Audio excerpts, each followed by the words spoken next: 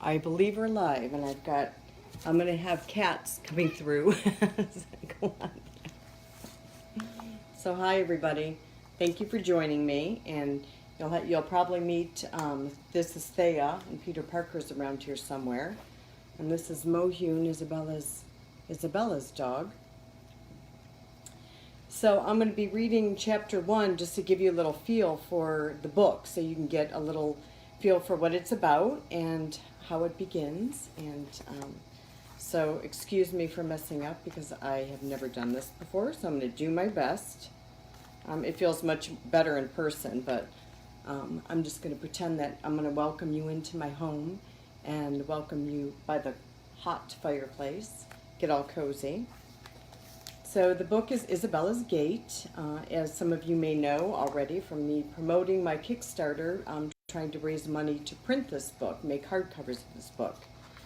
And again, I'm going to be reading chapter 1 of 5 chapters. As you can see, I don't know if you can see that with the glare.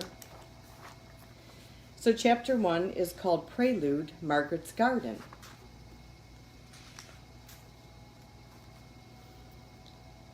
Take 10 steps east, then 20 north, depending on your stride.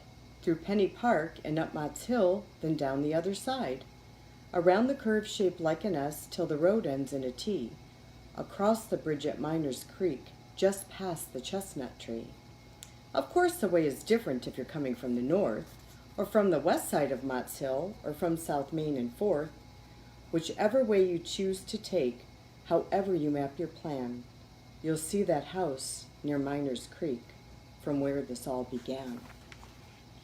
And this is the house near Miners Creek. This is the illustration. You might not be able to see it because of the glare. But I do have all the illustrations up online as well.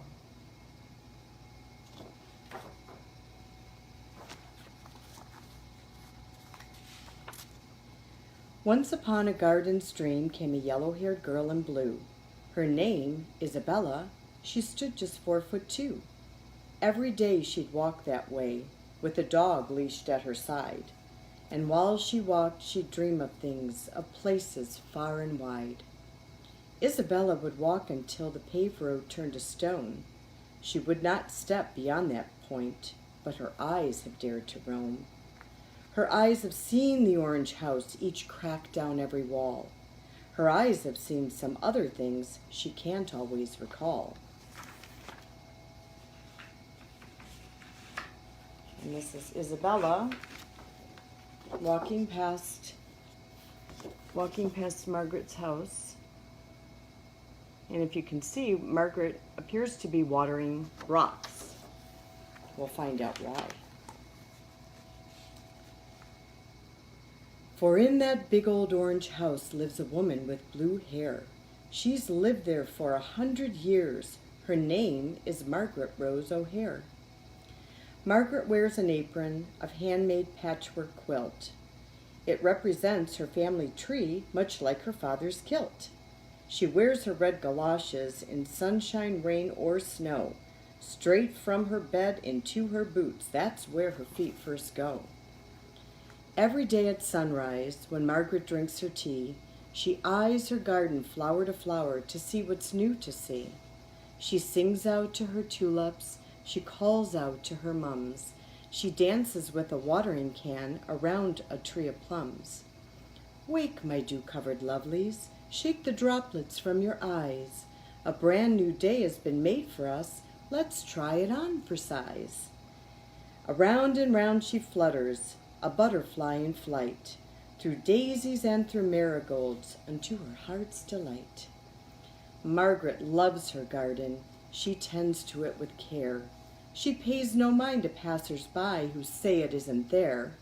Hey, old lady, children shout, what is it that you see? Your yard is filled with rocks and stones, they tease sarcastically. And these are the children walking by Margaret's house. And you can see Isabella and Mohune are also in there.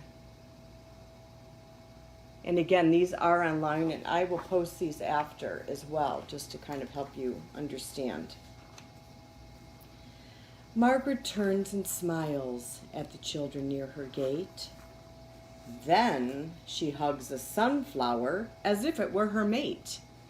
What, she whispers in its ear, if it had an ear at all? Did I hear you make a wish to grow 18 feet tall? She tips her can of water, and from its modest spout, rivers pour out generously, streams rush and gush about. Chanting, dancing, singing, Margaret calls the sun. I have a wish, a small request before the day is done. All the while outside her gate, with her dog still at her side, Isabella quietly waits. She watches open-eyed. Does she see the wonder as the sunflower grows tall? Or does she watch in disbelief? Why does she watch at all? Isabella, come with us. There's nothing here to see. The children call for her to leave. She leaves reluctantly. And this is Isabella again. Every day watching Margaret water the rocks and wondering why. Why is she doing this? And why is she so happy doing it? Does Margaret know a secret? Is there magic in her can? Isabella asks herself. She wants to understand. Why can't I see what she sees? A flower garden dream. Like all the rest, I just see stones. What does all of this mean? Sunshine turns to moonlit nights outside of Margaret's gate. Isabella comes each day to look, keep watch, and wait. She seeks to find the answers to questions deep inside.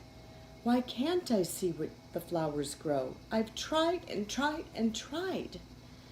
I'll hold my breath 2 minutes and tightly close my eyes, and after that, if all's the same, this garden's full of lies. Margaret keeps on watering, the can shakes in her hand, and like her house with crackled walls, she too is frail to stand. She hears the girls' frustration. It's true what they all say. I don't see flowers growing here. Isabella turns away. Margaret murmurs through the air, why choose a path of stone, while seedlings sprout beneath your feet from seeds your dreams have sown?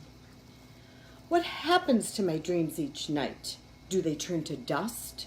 Isabella cried, I want to know. I must, I must, I must. Sweet young girl of little faith, your willfulness won't do. You need let go of all you know and welcome all that's new. You see, my dear, it's simple. Margaret did explain. Take one step forward with your eyes. Nothing stays the same. Then Margaret looked around her. Her eyes blinked sweet goodbyes to the flowers and the fruit trees and the birds and butterflies. Will you tend the garden? My time here is at end. Margaret asked of Isabella, your time is now, my friend. Just then there was a crackle, the sparks of alchemy, and Margaret's hair reached for the sky like the branches of a tree. More crackles sounded, more sparks flew, a flash, a gust of air. The watering can remained in place, but Margaret was not there.